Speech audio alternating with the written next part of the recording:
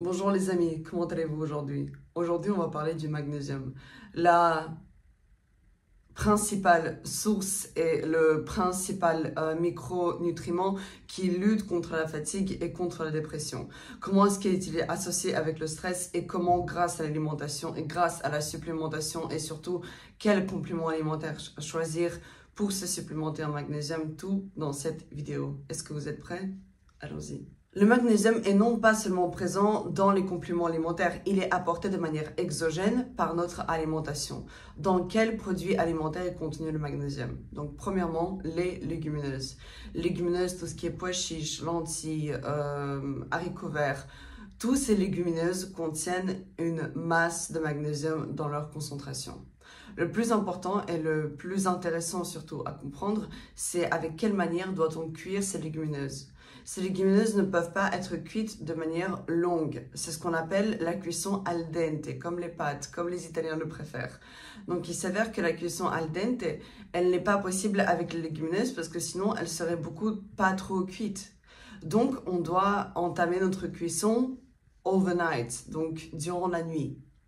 On les met dans de l'eau froide pendant toute la nuit et après on les cuit pendant 5 minutes et de telle manière toutes les propriétés au niveau terme de micro, macro et oligonutriments seront préservées dans le légumineuse et lui il pourra porter sa propre poire, sa propre fruit, son propre but de nous alimenter en magnésium.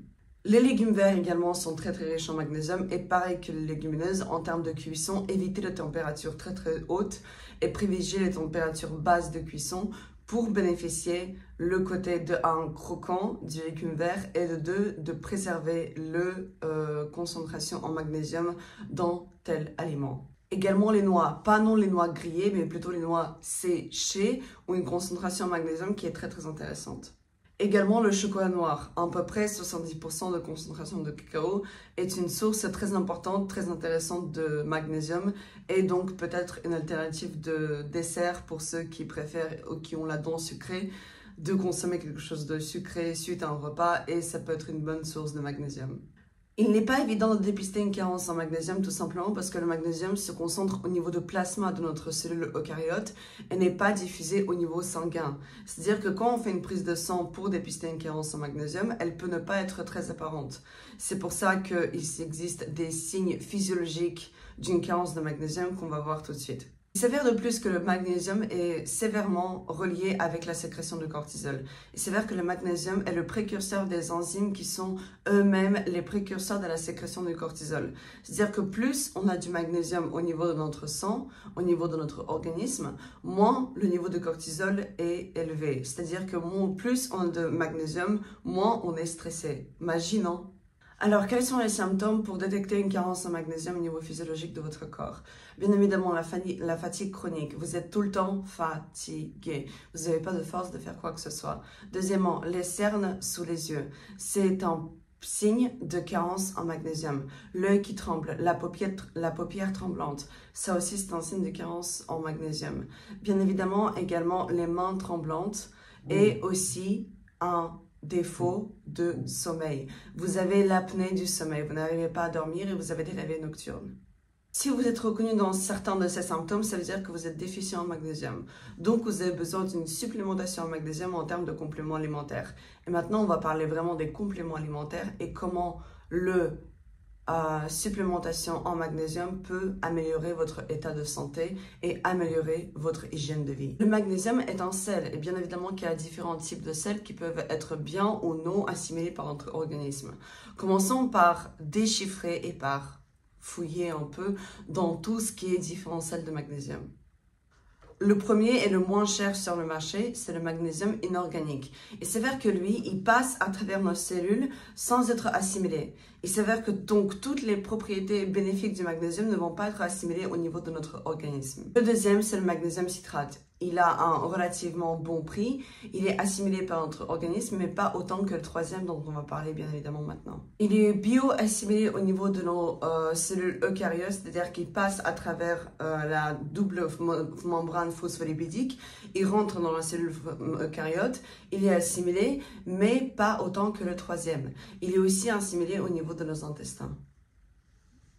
Parlons maintenant de la star de notre vidéo, le bisglycinate magnésium. Le bisglycinate magnésium est un magnésium qui est non seulement traité de manière chimique beaucoup plus importante que les deux autres magnésiums dont on a parlé tout à l'heure, mais également il est associé avec d'autres vitamines et minéraux qui lui permet un passage supplémentaire au niveau de nos cellules eucaryotes et donc au niveau de l'assimilation, au niveau de notre microbiote intestinal ainsi que de nos cellules eucaryotes.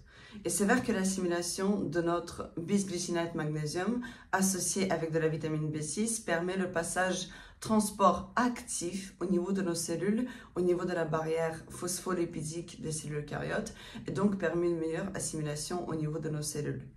Il s'avère que l'assimilation et l'association de bisglycinate magnésium avec une protéine acide aminé essentielle, donc une protéine qui n'est pas apportée de manière endogène de notre organisme, mais plutôt de manière exogène de notre organisme, donc lysine, isoleucine, tryptophane, lysine, etc.